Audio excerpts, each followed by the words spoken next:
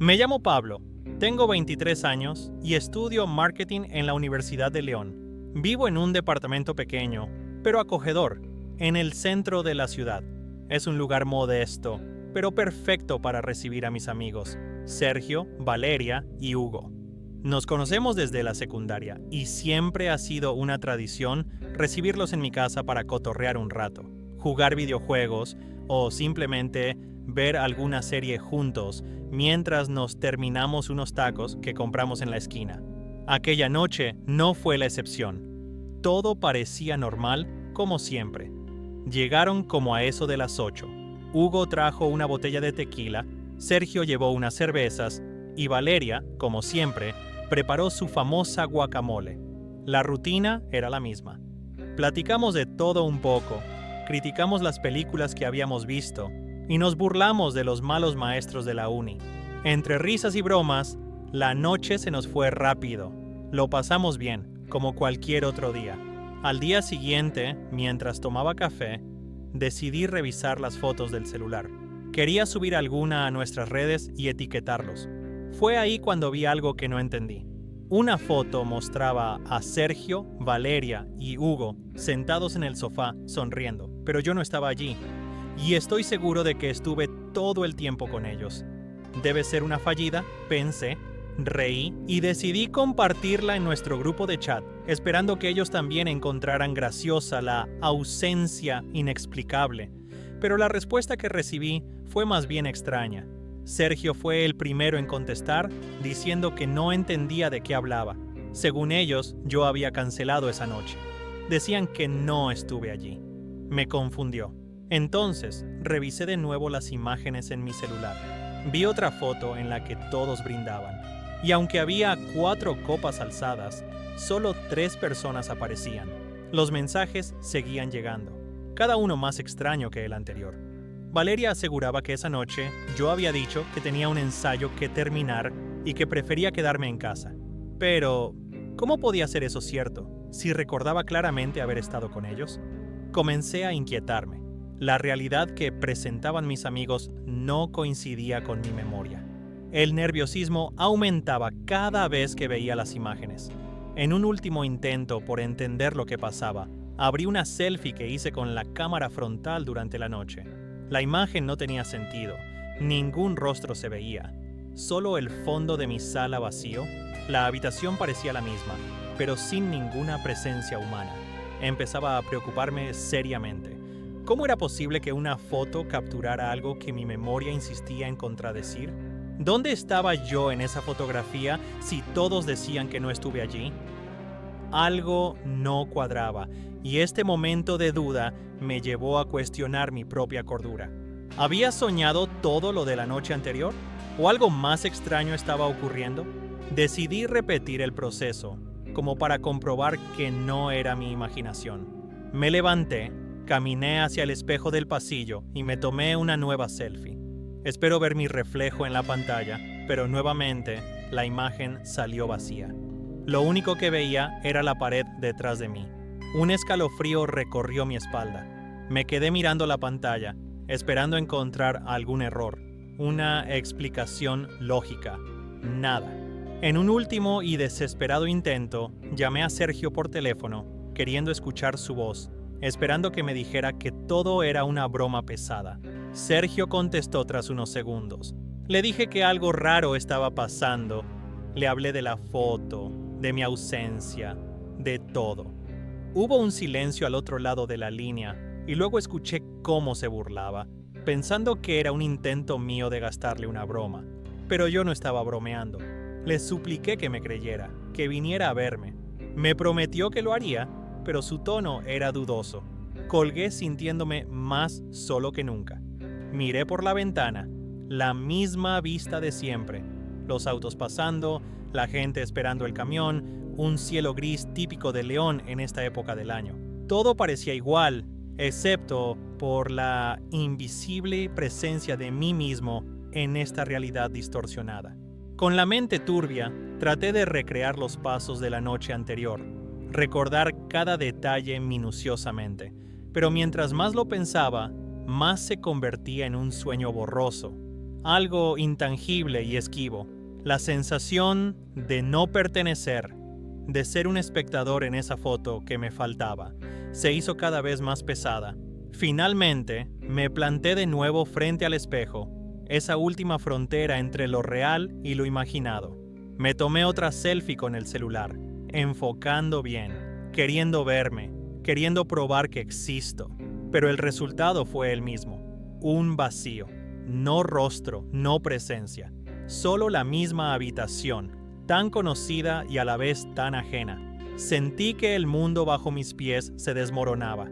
La idea de que yo posiblemente no estuve allí, o peor aún, de que no existo en la realidad de los demás, me dejó helado.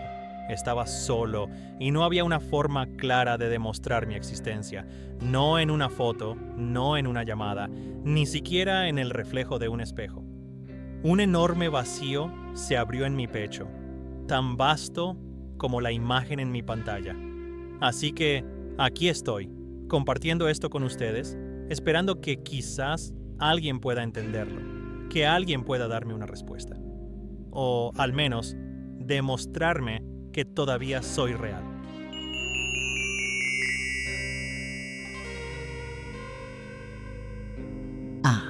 Nada como tomarte una selfie frente al espejo para confirmar que sí existes y que el vacío también puede posar contigo. Bienvenido a este canal, donde nadie está a salvo, ni siquiera de sí mismo. Si no estás suscrito, este es el momento, porque no hay botón de "me arrepiento" después de desaparecer de las fotos. Y hablando de presencias incómodas, el próximo cuento te va a hacer pensar 2 veces antes de mirar por la ventana. Aunque claro, a veces lo que te mira está adentro.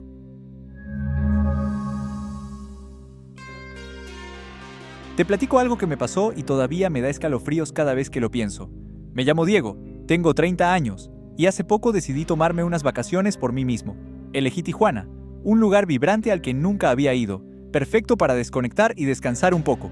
Al llegar, renté un pequeño apartamento en el centro, nada especial, pero cómodo y justo lo que necesitaba.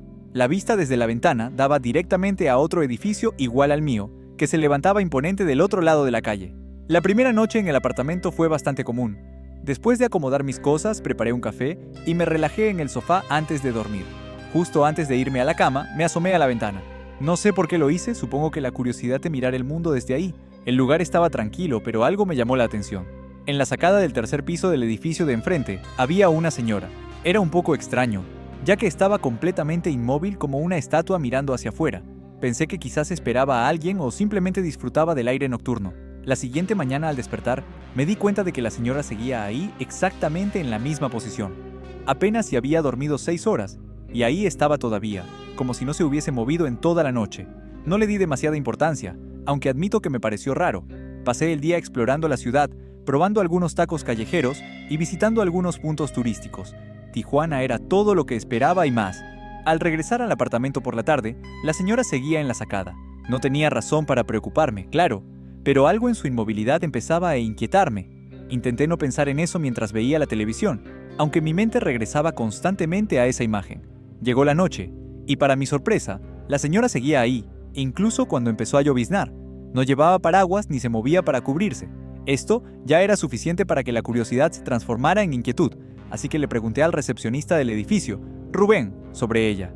Rubén era un tipo joven, amistoso, y siempre parecía tener respuestas para todo. Le conté lo que había visto, y él frunció el ceño. Me comentó que ese apartamento estaba desocupado y en reparación desde hacía semanas. No podía ser posible, me aseguró. A pesar de su explicación, sentí la urgencia de comprobarlo por mí mismo.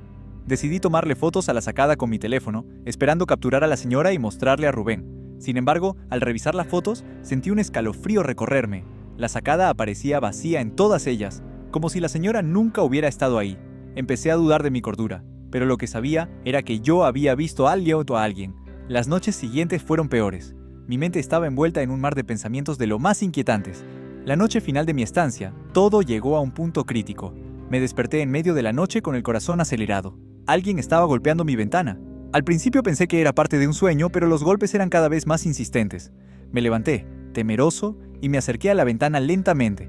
Al abrir las cortinas, quedé paralizado del miedo. La señora estaba ahí, no en la sacada, sino del lado de adentro en mi habitación. Su rostro inexpresivo y sus ojos vacíos me miraban fijamente. Intenté retroceder, pero mis piernas no respondían, como si me hubieran clavado al suelo. Cerré los ojos con fuerza, rogando que todo terminara, que solo fuera una pesadilla. Cuando los volví a abrir, ya no estaba en mi apartamento. Estaba afuera, sentado en una vieja poltrona en la sacada del edificio de enfrente. El sol empezaba a salir, iluminando poco a poco la escena. No había rastros de la señora, pero el miedo seguía anidado en mi pecho como un peso que me aplastaba. Me levanté tambaleándome y volví a mi apartamento lo más rápido que mis piernas me lo permitieron. Empaqué mis cosas sin pensarlo 2 veces, sintiendo todavía los ojos de la señora en mí, aunque sabía que solo era mi mente jugándome malas pasadas. Desde entonces, he intentado encontrar alguna explicación, algo que me permita entender lo que viví. Pero cuanto más lo pienso, más perdido me siento. Quizás simplemente hay cosas que no estamos destinados a comprender. He vuelto a mi vida normal, pero esa imagen inquietante de la señora en mi apartamento me sigue en sueños, recordándome que algunos misterios simplemente no tienen respuesta.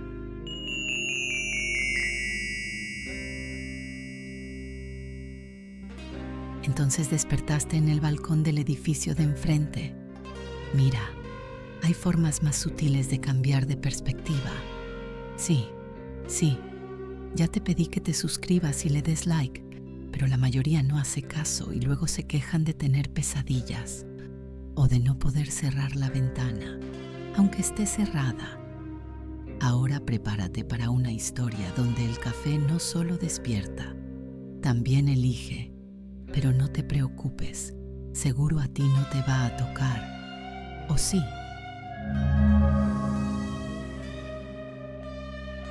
Hola a todos, me llamo Alan y tengo 22 años. Estudio arquitectura en Mérida, una ciudad que siempre está bañada por ese sol que parece nunca descansar. Casi siempre camino a pie para la facultad.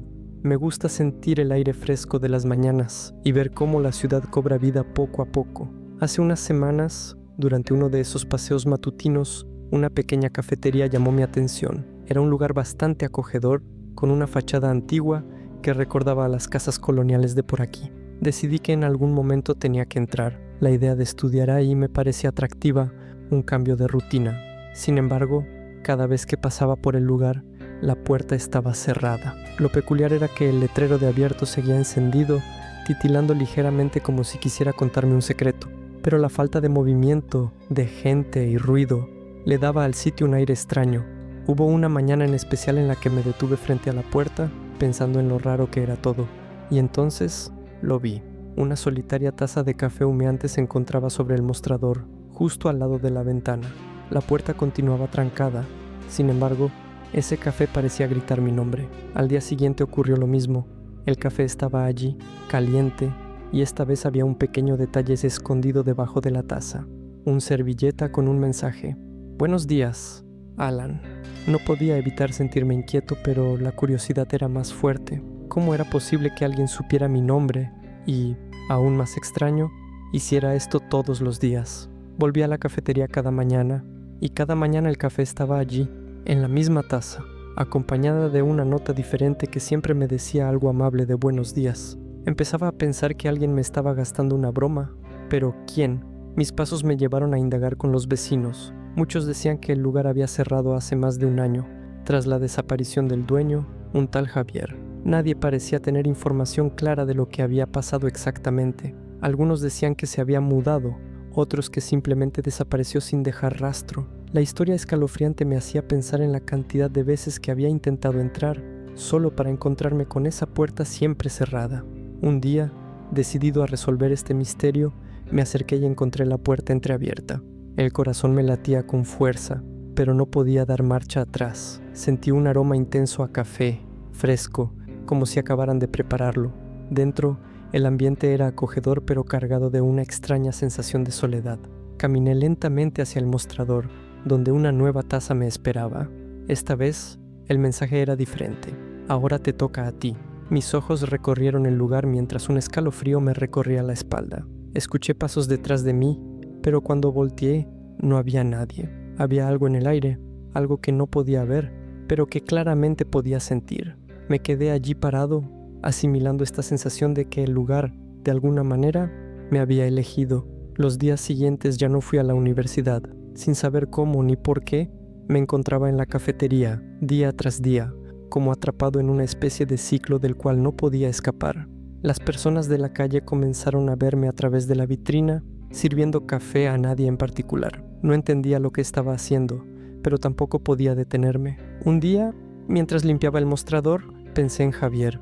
Quizás él también había sido parte de este ciclo, atrapado por el mismo misterio que ahora me envolvía. La cafetería parecía tener vida propia, una especie de voluntad invisible que decidía quién se quedaba y quién se iba. Ahora, esa cafetería era mi mundo y yo su cuidador. Pasaba las horas preparando café, organizando cosas que nadie desordenaba. Los vecinos comenzaron a evitarme, susurrando entre ellos cuando se cruzaban conmigo. La gente no sabía si sentían lástima o temor, pero lo que sí sabían era que algo en mí había cambiado. Y yo, en realidad, ya no sentía ni una cosa ni otra. La noche que me di cuenta de que ya no había marcha atrás fue cuando encontré un último papel sobre el mostrador. Gracias, Alan. En ese momento entendí que había aceptado mi destino, fuera lo que fuera.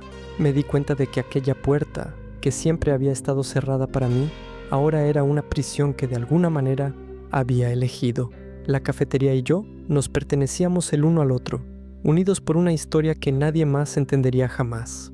En Mérida, el tiempo pasaba diferente para mí, y aunque las mañanas seguían siendo brillantes y bulliciosas, yo permanecía en ese pequeño rincón del mundo, sirviendo café a una clientela invisible, preguntándome si algún día otra alma curiosa seguiría mis mismos pasos y la puerta, por fin, se abriría para alguien más.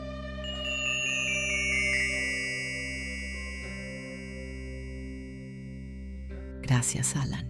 Pocas palabras dicen tanto, especialmente cuando son escritas por una cafetería con personalidad propia. Quiero leer tus comentarios. Dime, ¿alguna vez sentiste que un lugar te observa más de lo necesario? Y si vas a contar tu experiencia, por favor, no omitas los detalles incómodos. La próxima historia es para quienes creen que tirar cosas viejas es fácil. Spoiler, algunos recuerdos no se van a ninguna parte.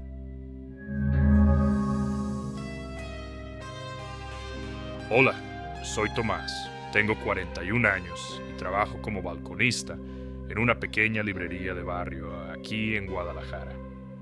No sé si alguna vez han sentido esa necesidad de limpiar y liberar espacio, pero últimamente eso me ha estado rondando la cabeza. Vivo solo, y si bien eso tiene sus ventajas, también significa que acumulas cosas sin darte cuenta. Así que decidí darle una buena limpieza a mi apartamento.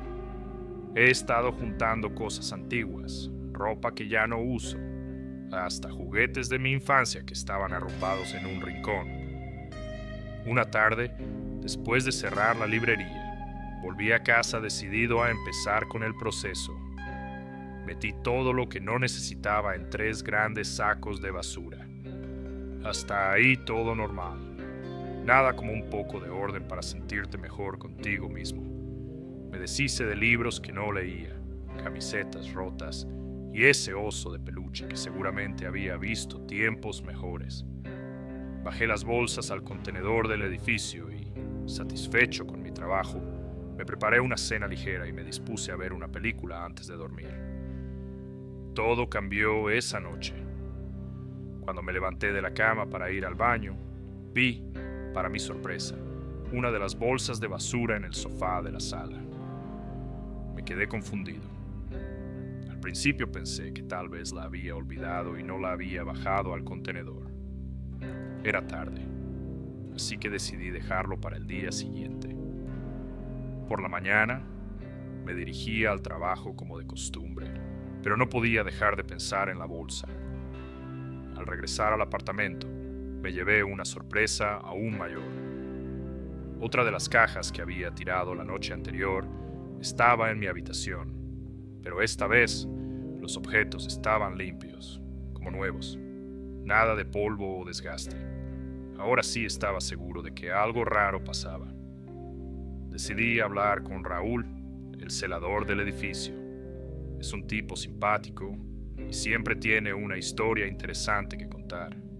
Le pregunté con cierto nerviosismo si había traído mis cosas de vuelta al apartamento por alguna razón. Raúl me miró con extrañeza y me dijo que no había movido nada.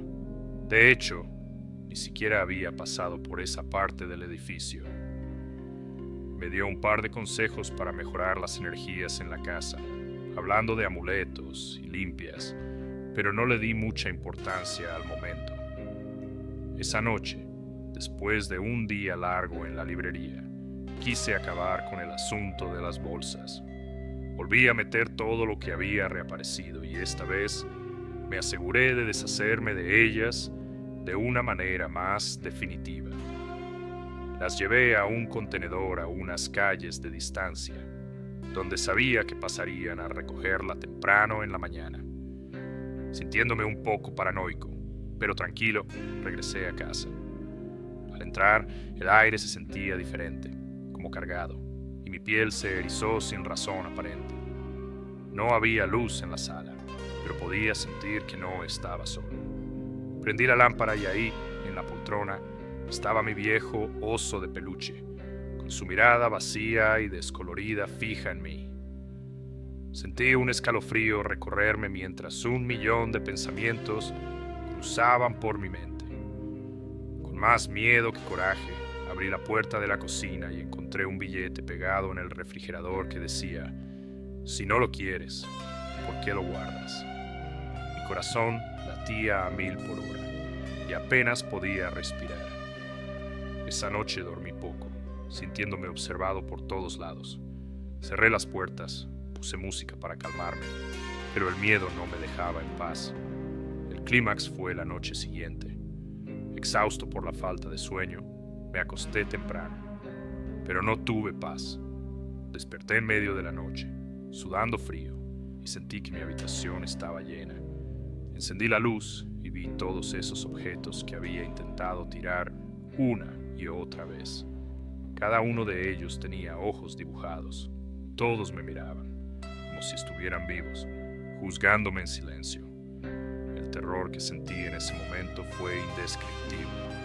Ya no podía más. Me levanté temblando, sin saber qué hacer. Parecía que esas cosas habían vuelto para quedarse, como si formaran parte de mí, una parte que nunca podría desprender. La sensación de claustrofobia y paranoia aumentaba con cada segundo. Mi mente jugaba malas pasadas. Ya no sabía si estaba despierto o atrapado en una pesadilla, de las que solo puedes despertar al enfrentarte a tus propios miedos. No sé cómo terminó todo. Lo último que recuerdo es acurrucarme en un rincón, esperando que el amanecer trajera algo de claridad. Ahora, al contarles esta historia, aún me pregunto si todo fue real o el producto de una mente agotada por la soledad y el estrés. Pero cada mañana, al despertarme, sigo sintiendo esas miradas invisibles, como si nunca realmente me hubieran dejado.